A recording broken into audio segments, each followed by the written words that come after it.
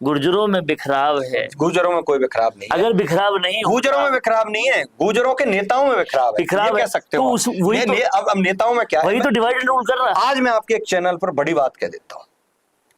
गुर्जर, जो आपने वीर शब्द लिया, गुर्जर वीर कौम है।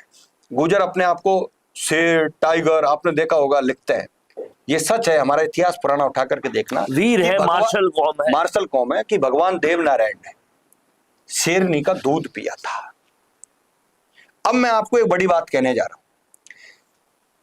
जब शेरनी का दूध पीने वाली कौम, तो जंगल का राजा एक शेर होता है, और वो राजा जब तक जंगल का वो शेर रहता है, तब तक वो अपने बच्चों को भी उस जंगल का राजा नहीं बनने देता, चाहे उसकी टांग तोड़नी पड़े, आंख फोड़नी पड़े, उसका शिकार करना पड़े। तो ये हमारा डीएनए है सर।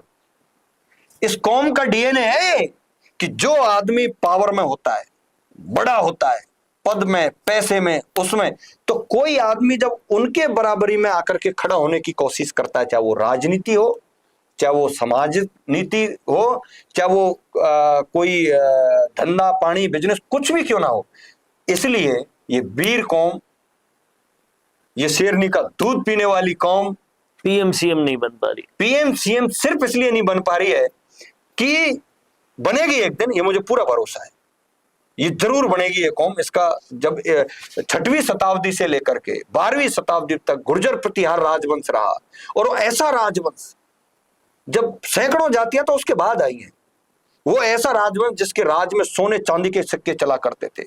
और आपने देखा होगा भगवान राम का जब फैसला आया, तो उस मंदिर में जो शिलालेख मिला, वो भी गुर्जर प्रतिहार राजवंश का मिला। तो ऐसे तमाम चीजें, तो ये गुर्जर प्रतिहार वंश जो ये कौम है, इसने शेरनी का दूध पिया है, और जंगल का राजा एक शेर होता है। अब जब तक एक राजा रहता है, तब तक वो छोटे मोटेों को आगे नहीं आने देता, और आगे नहीं आने देगा तो ये लोकतंत्र है।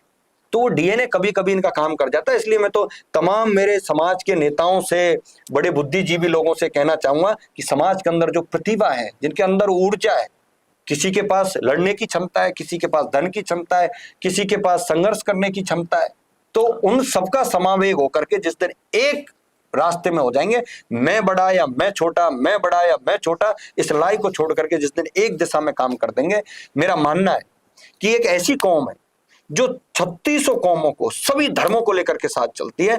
गुर्जर आपको हिंदू, मुस्लिम, सिख, ईसाई सभी धर्मों में मिल जाएंगे। गुर्जर आपको ऐसी कोई जाति नहीं होगी जिसमें नहीं मिलेंगे। हर जाति धर्म में मिल जाएंगे, हर जगह मिल जाएंगे। इसलिए हमारा डीएनए सर्वज्ञ है। और जिस शब्द का गुर्जर का आप नाम ले रहे हो, मुझे परमपिता परमात्मा और सभी 3600 कौम और सभी धर्मों से मुझे ऐसा लगता है कि वो समय बहुत नजदीक होगा जब इन लोगों का भी कहीं जगह होगी। क्या बात है। तो ये थी पूरी की पूरी चर्चा कि क्यों बार बार धोखे खा रहा है गुर्जर समाज, और कब बनेंगे गुर्जर समाज के सीएम और पीएम, और साथ ही साथ गुर्जर नेता किस तरह से समाज को एक तरह से बंटवारा कर रहे हैं, उसे रोकने की जरूरत है। ये तमाम सारी बातें उसे रोकने के लिए प्रहलाद खटाना अपने प्राणों की भी बाजी लगा देगा, लेकिन समाज की एकता, अखंडता को मजबूत रखेंगे और सभी 3600 कौमों से, सभी धर्मों से भाईचारा बनाए रखेंगे। तो ये है प्रहलाद खटाना, जिन्होंने ये सारी बातें की। कैसा लगा आपको ये वीडियो, कमेंट में जरूर बताएं। देखते रहिए संवाद, क्योंकि ये संवाद है भारत का, भारत के